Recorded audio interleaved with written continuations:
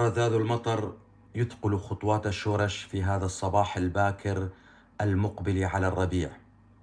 بعد ليلة طويلة من الأرق لم يستطع أن ينعم بالنوم إلا قليلا.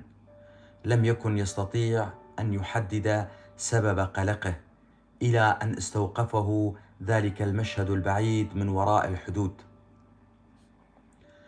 المشهد الذي لا يبعد إلا بضعة كيلومترات عنه. هناك حيث لم تبقى ذرة تراب من طرق القرية إلا ولامست قدميه الحافيتين حينما كان طفلا. كون الشقاوة تقتضي السير حافيا، ففيها الراحة وفيها الحرية المطلقة من ضيق الحذاء.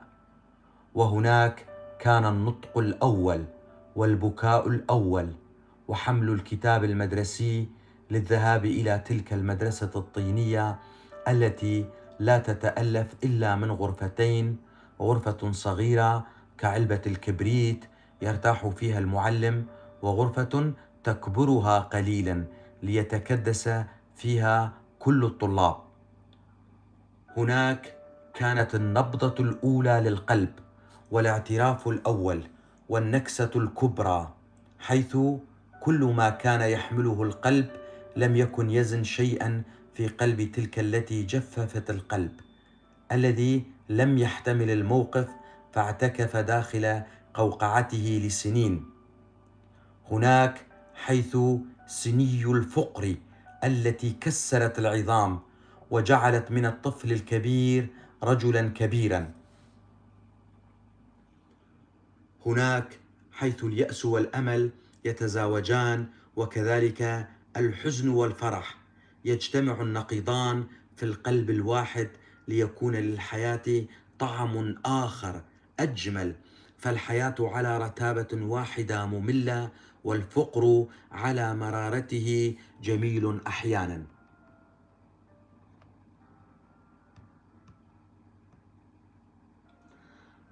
اشتداد رذاذ المطر أوقف تفكير شورش المسافر إلى ما وراء الحدود، لتعيده إلى هذا الجبل الأجرد ذي البيوت القديمة والناس الذين جل همهم العمل وإهمال ما عدا ذلك.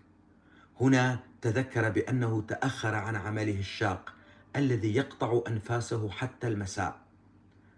منذ سنتين وهو تاريخ خروجه من وطنه لم يذق طعم الراحة نتيجة العمل الشاق الذي يقوم به بالرغم من انتقاله من عمل لآخر، إلا أن كل الأعمال شاقة في هذا البلد الذي يعشق شعبه العمل لتكديس النقود دون التمتع بها. يسير باتجاه موقف الباصات وهو يحدث نفسه: اشتغلت في دمشق 10 أعوام، من معمل الإسمنت إلى المطعم، إلى قطف الزيتون في الريف الدمشقي، إلى معامل الخياطة، لكنني لم أعاني من هذا الإرهاق بالرغم من عدم سهولة العمل. كون الرفقة كانت حقيقية، والضحكة كانت من أعماق القلب، وأثناء استراحة الظهيرة كنا نجتمع بشكل حلقة رقص ليقول كل منا نكتة ويضحك الجميع. تلك النكت الخفيفة كانت بمثابة منشطات لنا، فنتابع العمل بنفس همة الصباح. وعند انتهاء الدوام عصرا في الأعمال التي تنتهي في هذا الوقت كقطف الزيتون، كان كل منا يودع الآخر وهو سعيد لأن هناك لقاء آخر غدا. أما هنا فعند استراحة الظهيرة تكون معظم القوى خائرة، فلا عزيمة للنكتة والضحكة، بالكاد نرفع أيادينا لأفواهنا لوضع اللقمة فيها. وعند المساء لا يريد أحدنا النظر إلى وجه الآخر لأنه سيذكره بيوم الغد وتعاسته. يصل الموقف ليشاهد المنظر المعتاد: الكل يدخن بعصبية ويتقاتل مع ظله، وكأنهم سيذهبون إلى ساحة الإعدام وليس إلى سوق القمح في المدينة الأخرى التي تبعد 22 كيلومترا عن ماردين الأثرية.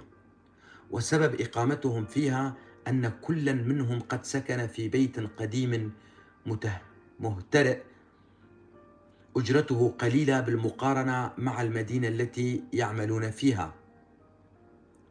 المحزن في الأمر أن اجتماعهم في موقف الباصات لا ليركبوا الباص، وإنما كي يسيروا نزولا إلى ماردين الجديدة ويركبوا باصا واحدا إلى المدينة التي يعملون فيها كي يوفروا على أنفسهم أجرة الباص من ماردين القديمة إلى ماردين الجديدة، فيضطرون للسير على الأقدام مدة 20 دقيقة. كم هي تعيسة حياة السوريين في بلاد اللجوء. المسكن تعيس، والعمل شاق، والأجرة زهيدة، وأصحاب العمل لا يرحمون العامل. كم كانت بلادنا جميلة فقط لو كانت كرامتنا فيها محفوظة، ولكن هيهات أن يسمح الطغاة للشعوب التمتع بكرامتها. في الطريق وبينما يتأمل شورش قطرات المطر التي توقف توا على زجاج نافذة الباص، أخذ يحدث يوسف دون الالتفات إليه قائلا: نصف عائلتي هناك في الداخل، ولي أخ في إقليم كردستان العراق، والبقية هنا. أصبحنا في 3 دول، وأمي مريضة بحاجة إلى دواء دائم، وأبي رجل طاعن في السن، وأخي الباقي هناك لا يستطيع تأمين نصف مستلزمات العائلة كونه عاملا، والحياة في الوطن متوقفة تقريبا، وهنا بالكاد أؤمن قوت عائلتي، ونحن 4 أشخاص فقط، فتكاليف الحياة في هذه الدولة مرتفعة، فأضطر لحرمان نفسي وعائلتي من الكثير كي أساعد من تبقى في الوطن. يقاطعه يوسف معترضا: وماذا ستقول عني وأنا ابن الشهيد الذي كل جريمته كانت إسعاف الجرحى من المتظاهرين المطالبين بقليل من الحرية وكثير من الكرامة، وعائلة أخي التي بقيت بدون سند بعد أن كسرت المخابرات عموده الفقري في إحدى أقبيتها في العاصمة دمشق. لا أعلم كيف حالفني الحظ بالخروج من ذاك الجحيم بعد أن علمت بأن اسمي من بين المطلوبين. أنا هنا وقلبي يتمزق على أهلي هناك، وهم تحت رحمة جلادي الشام. أما أنتم فعلى الأقل لا وجود للنظام في مناطقكم، وأعلم بأن منظمات الإغاثة نشطة بينكم. ضحكة شورش التي تحولت إلى قهقهة قطعت كلام يوسف، وجعلت جميع الركاب يلتفتون إليه.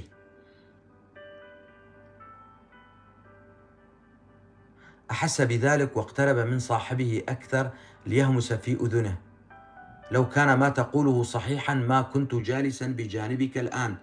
دعنا ننزل، فقد وصلنا.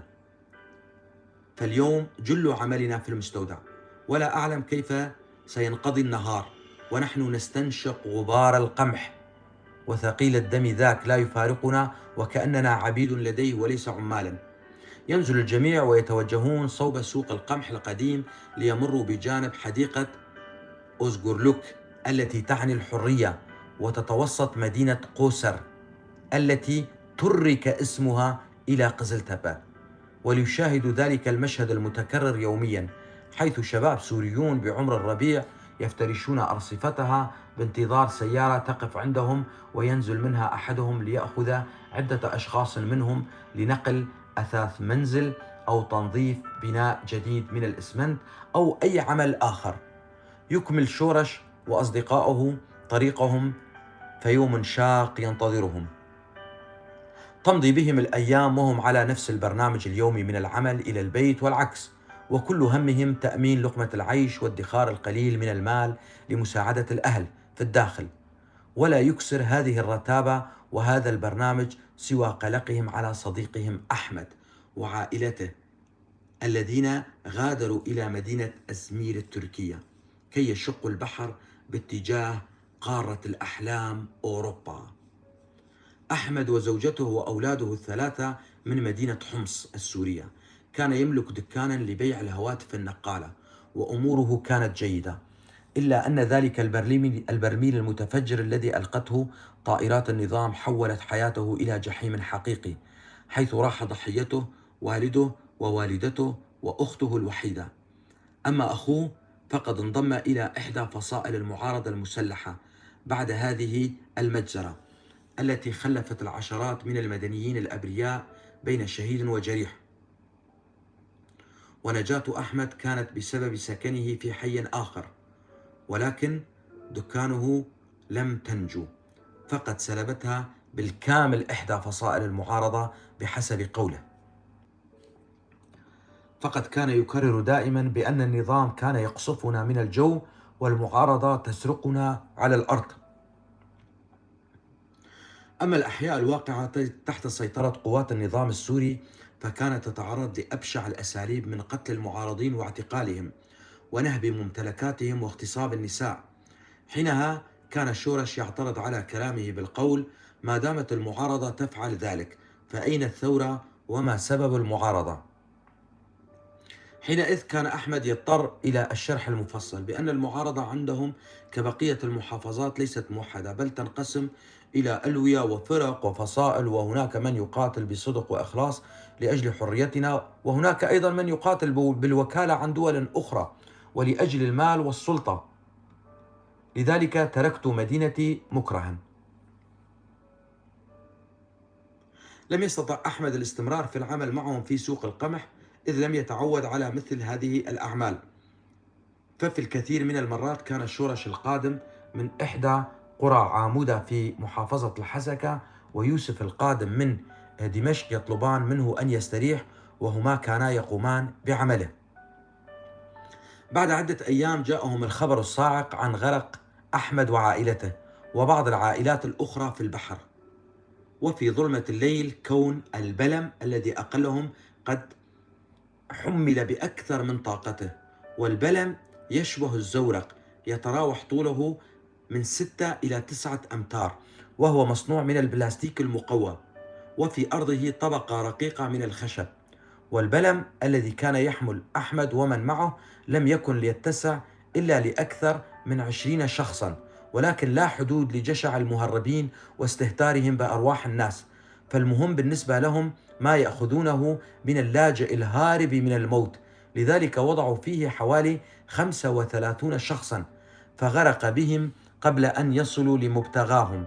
هذا ما سمعه شورش وأصدقائه من رجل كان ينتظر دوره بعد دفعة أحمد، وألغى كل فكرة للسفر بعدما حدثت الفاجعة لتلك الدفعة. هذا الخبر بحد ذاته كان كالبرميل المتفجر على رؤوس أصدقاء أحمد. يبدو أنه لم يبقى طريقة للموت إلا وجربها السوريون. مر شهر على مجزرة البحر، ولا زال أصدقاؤه يعيشون كابوسا ثقيلا، وخاصة ضياء ذا الإصبع المبتورة المستلقي على ظهره يستعيد ذكرياته الأليمة التي مرت عليه منذ أول شرارة للثورة انطلقت من مدينته درعا الواقعة جنوب سوريا. لا يوجد مخدر في هذه الدنيا يستطيع أن يمسح من ذاكرته ذلك اليوم الذي أدى إلى اعتقاله وبتر أصبعه، عندما اجتمع الناس وتوجهوا لفك الحصار عن أهلهم الثائرين، وكيف أن قوات النظام اعترضت تقدمهم بالرصاص الحي. كانت تلك اللحظات قاسية حين رأى ضياء بعينيه كيف استقرت الرصاصة في عنق ذلك الرجل العجوز الهارب منها والمختبئ خلف شجرة زيتون. شاهده الجميع كيف ينزف حتى الموت، ولا أحد يستطيع الاقتراب منه. لا يعلم عدد الشهداء والجرحى، ولكنه لم ينسى بأنه كان محظوظا لأنه اعتقل وبتر إصبعه بكل برودة دم. وكلام الضابط لا يفارق مخيلته أثناء البتر وهو يقول: بدكم حرية؟ جبين ضياء تعرق من التفكير وهو يتمتم: رصاص، قطع أعناق، وقصف طيران، والغرق في البحر. ولكن ذلك الرجل العجوز على الأقل نال شرف الدفن. أما أحمد فابتلعه البحر والأسماك. لم يقطع تفكيره سوى صوت الباب وهو يفتح ويغلق بقوة، وصوت زوجته التي تتشاجر مع نفسها لتغمض عينيها وتفتح فمها قبل أن تخلع حجابها، وهي تقول: أي ذنب ارتكبناه لمجيئنا إلى هذه المدينة؟ ففي كل مرة أذهب فيها للتسوق أسمع كلاما مؤلما من نسائها. يعطيها ضياء الحل بعدم التكلم معهن، ولكنها تكمل حديثها رشا: أنا لا أقف مع أحد، ولكنهن يعترضن طريقي ليكررن كلامهن المزعج بأن النساء السوريات عندما يتسوقن كأنهن ذاهبات لحفلة رقص بتلك الثياب الضيقة والشعر المتراقص أمام نسمات الهواء، وكيف يتفنن بوضع مواد التجميل على وجوههن وتغيير أحمر الشفاه في كل مرة من الأحمر الفاتح إلى الغامق إلى الوردي، كما يقولن بأنه ومنذ مجيء السوريات انتشرت ظاهرة تعدد الزوجات كثيرا، فالسوريات لا مانع لديهن في عدم تثبيت زواجهن. يجلس ضياء وقد ازداد غضبا وأرقا ليقول لها: ألا تقولين لهن وما علاقتي بذلك، وأنا المحجبة والمرتدية اللباس الشرعي، وإن تصرف بعضهن لا يجب أن يعمم على الجميع. ثم ألا تقولين لهن بأن الفتاة السورية التي ترضى برجل متزوج تكون كل الأبواب مغلقة أمامها، وأن رجالكن يستغلون نقطة الضعف هذه. تجلس زوجته بجانبه لتخرج ما في صدرها. أقول كل ذلك ولكن الكلام معهن دون ما فائدة، وكل ما أتمناه من ربي أن تهدأ الأوضاع في بلادنا لنعود فلا قيمة لنا خارج بلادنا. يقوم ضياء متأففا ليطلب منها أن تحضر الغداء بينما هو يستحم لعل المياه الباردة تغير مزاجه وتخفف من الأفكار التي تقتله.